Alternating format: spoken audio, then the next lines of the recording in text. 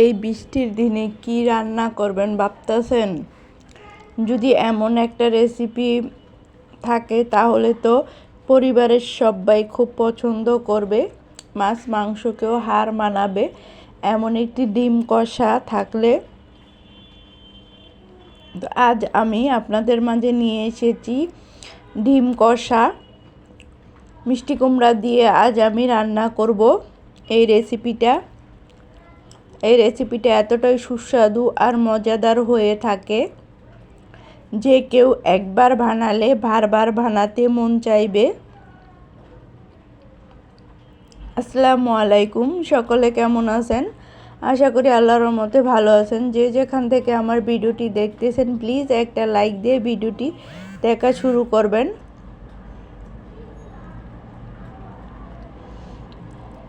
এখানে আমি মিষ্টি কুমড়া নিয়েছি। আজ আমি মিষ্টি কুমড়া দিয়ে ডিম রান্না করব। তো আমি মিষ্টি কুমড়া দিয়ে ডিম কিভাবে রান্না করব সেটা আপনারা দেখতে থাকুন। আশা করি ফুল ভিডিওটির সাথে থাকবেন, আর ফুল ভিডিওটি দেখলে বুঝতে পারবেন কতটা লোভনীয় হয়ে থাকে এই রেসিপিটা। আপনি একবার হলেও ট্রাই করবে দেখবেন। আর বৃষ্টির সময় কিন্তু এতটা মাছ খেতে ভালো লাগে না।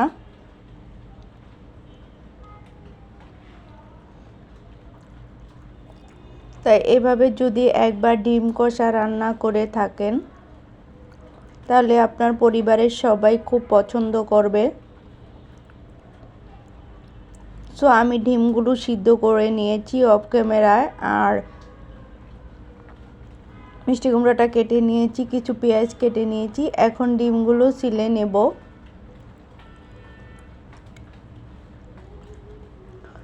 তো সবগুলো ডিমই আমি এখানে ছিলে নেব। আমি এখানে 5টা ডিম নিয়েছি।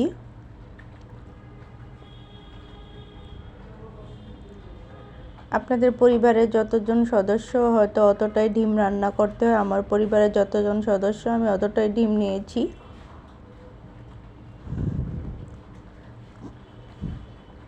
চলে আসলাম চুলায় একটা কড়াই বসিয়ে কড়াইতে আমি তেল দিয়ে দিলাম। এখন আমি ডিমগুলো দিয়ে দেব।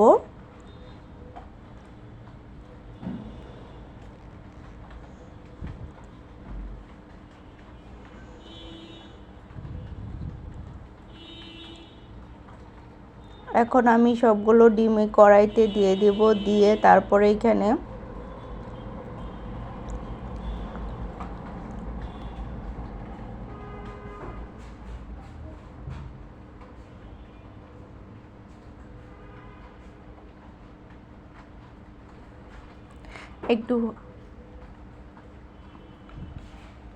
একটু হলুদের ফাঁকি, একটু মরিচের ফাঁকি আর লবণ দিয়ে ডিমগুলো ভালো করে ভেজে নিতে হবে। এই পর্যায়ে আমি ডিমগুলো খুব সুন্দর করে ভেজে নেব।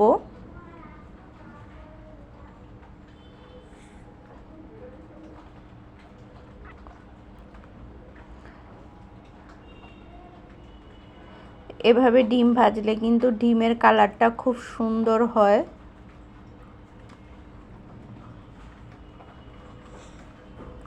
তো আমি এইভাবে সবগুলো ডিমই ভেজে নেব। দেখছেন কালারটা কতটা সুন্দর এসেছে।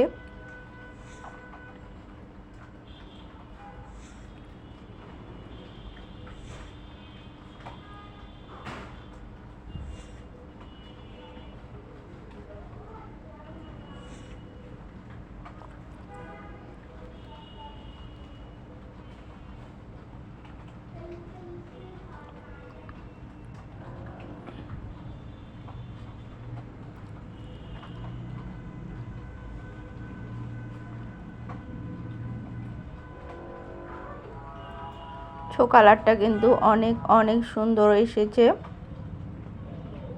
তো এরপর আমি ডিমগুলো নামিয়ে দিয়ে দিলাম এখানে মিষ্টি কুমড়া। তো মিষ্টি কুমড়াগুলো একটু ভেজে নেব সুন্দর করে।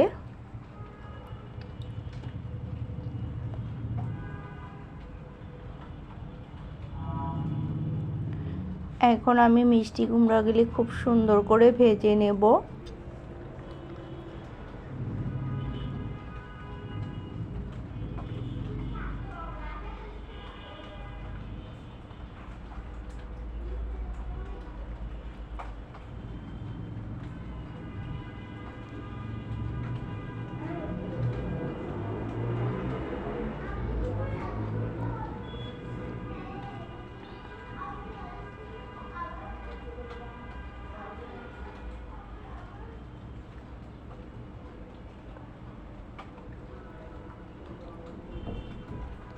সো মিষ্টি কুমড়াগুলো আমি কড়া করে ভেজে নিয়েছি।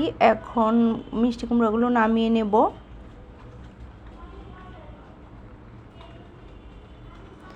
এখন আমি মিষ্টি কুমড়াগুলো সবগুলোই নামিয়ে নেব।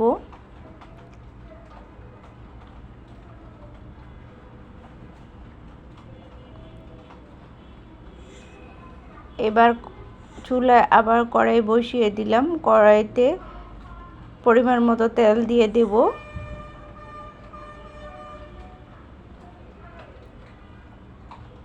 চুলাতে পরিমাণ মতো তেল দিয়ে এখন আমি এইখানে দিয়ে দেব পেঁয়াজ কুচি। পেঁয়াজ কুচিগুলো কিছু ভেজে নিতে হবে।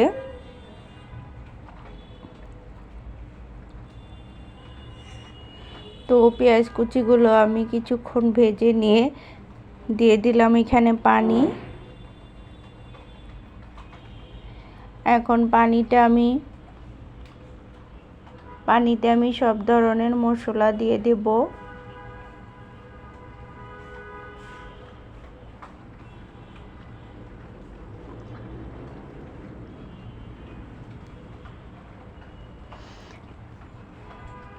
সামান্য একটু হলুদের ফাঁকি, একটু মরিচের ফাঁকি, ধনিয়া ফাঁকি, জিরা ফাঁকি, আদা রসুনের পেস্ট দিয়ে খুব সুন্দর করে কষিয়ে নিতে হবে।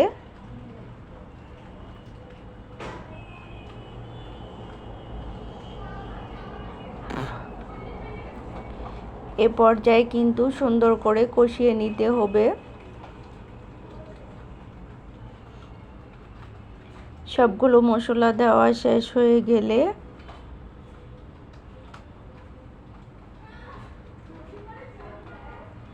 তো এখন কষিয়ে নিতে হবে।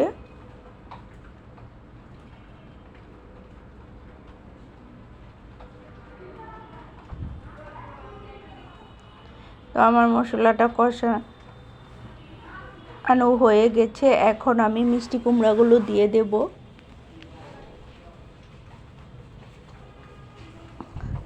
এখন এই মশলার মধ্যে মিষ্টি কুমড়াগুলো দিয়ে দেব।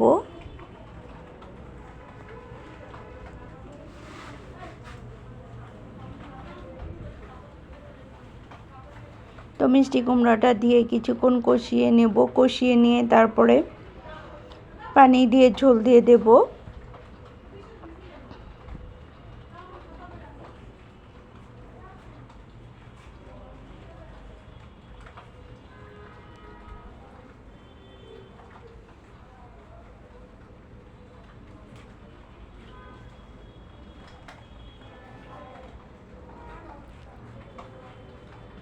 তো এটা কষানো হয়ে গেছে। এখন আমি জল দিয়ে দেব।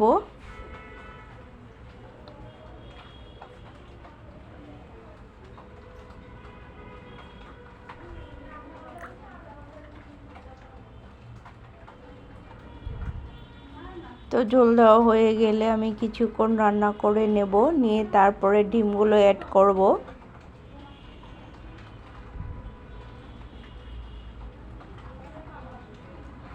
এখন আমি ঢেকে দেব। বলক আসা পর্যন্ত অপেক্ষা করতে হবে।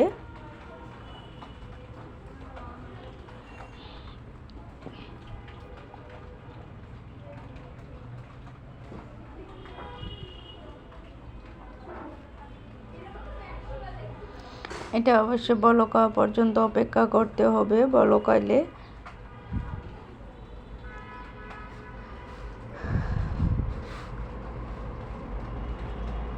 মিষ্টি কুমড়াগুলো যাতে 90% সিদ্ধ হয়ে আসলে তারপরে আমি ডিমগুলো দিয়ে দেব।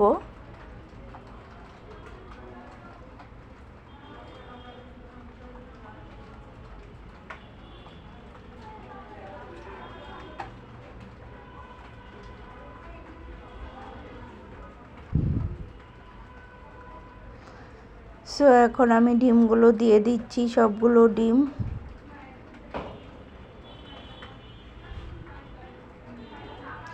ডিমগুলো দিয়ে কিছুক্ষণ নেড়ে চেড়ে তারপরে নামিয়ে নেব।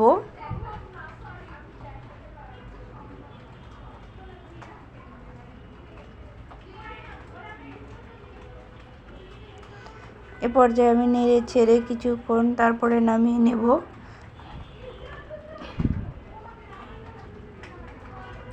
তো যারা যারা এতক্ষণ ধরে আমার ভিডিওটি দেখতেছেন, লাইক দিতে ভুলে গেছেন, প্লিজ একটা করে লাইক দিয়ে দেবেন।